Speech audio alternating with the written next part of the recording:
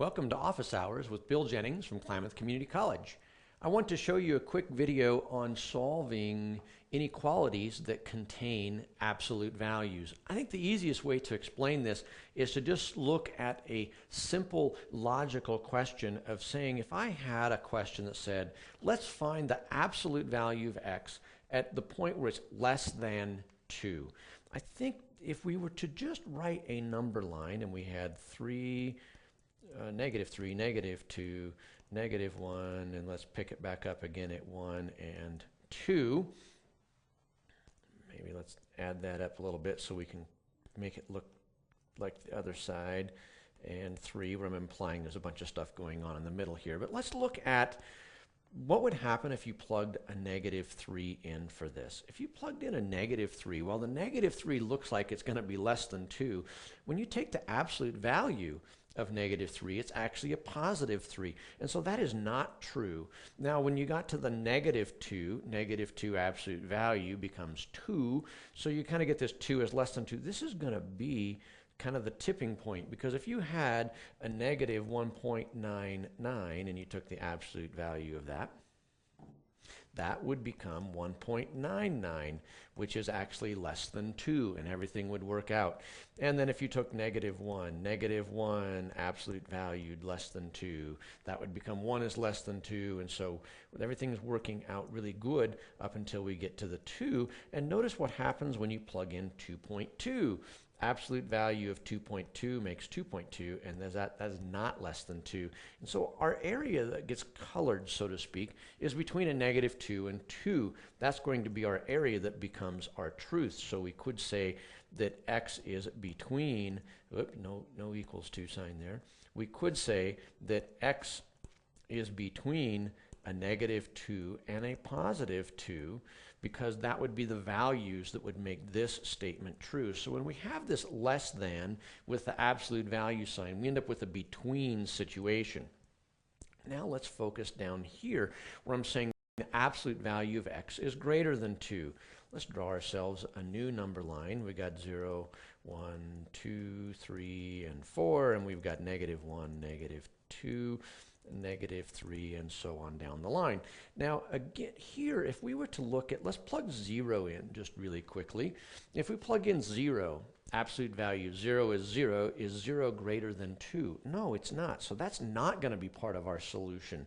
Now let's look at, so we can see this is not, these are the areas that's not going to be part of our solution. And this time we can see that it's going to happen at this point. It doesn't, you think, how can a negative 3 be greater than 2? It's because it's taking the absolute value of negative 3 and asking if it's greater than 2. Well, absolute value of negative 3 is 3. Is 3 greater than 2? That is a true statement. So this will be part of my solution set. And similarly, when I get on the other side of a positive 2, that will be part of my solution set. So you could say, in this case, x is either going to be greater than 2 or x will have to be less than 2. Now I want you to focus on the main two differences here. If we focus right here, this is a between. The x had to lie between those boundaries, and the between was tied with that less than.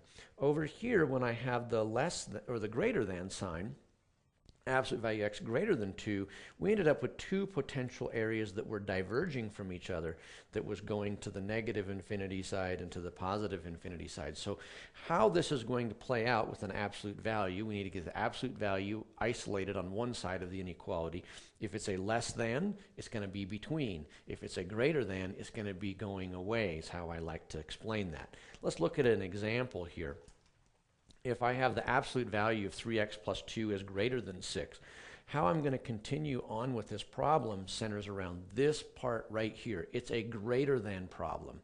The greater than problem matches this greater than problem on this side, so I'm going to have diverging pieces. So this is going to solve as being 3x plus 2 is going to be greater than or equal to 6, or 3x plus 2 is going to be less than or equal to negative 6. Now the equal to sign came from the fact that it was given to me from the beginning. Now notice that it's going to be greater than the 6 that was given to be positive, or it's going to be less than the negative 6 that went on the other side. That negative comes from the fact we're doing the absolute value sign. Each one of these needs to be solved independently. So this turns into 3x is greater than or equal to 4, so x is greater than or equal to 4/3.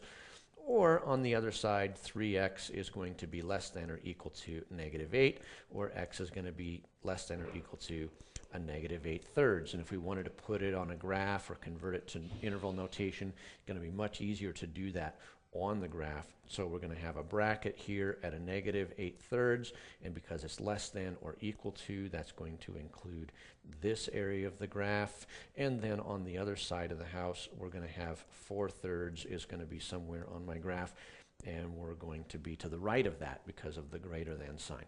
And that's what our solution is going to look like. You could easily convert that to interval notation if you needed to.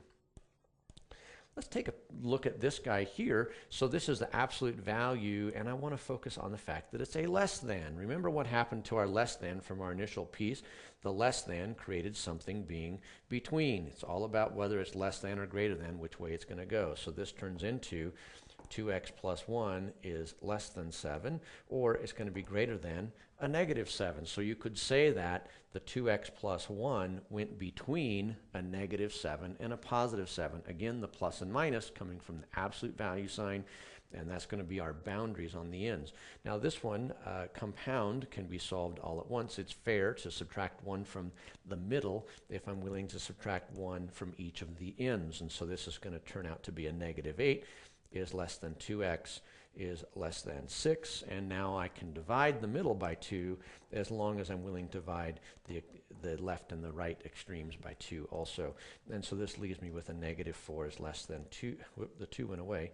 It's just x less than 3, so at the end I've got a -4 less than x less than 3. Now this one did not have the equals to sign because it wasn't included in the beginning. If I want to put this on a number line, it's truly just a between, and it goes between a -4 and 3, and my graph would establish this region in between. You can plug those points in and check it if you like. Make sure it works, and then the other thing too, you can check out here, and it shouldn't check. Thanks for tuning in for Office Hours.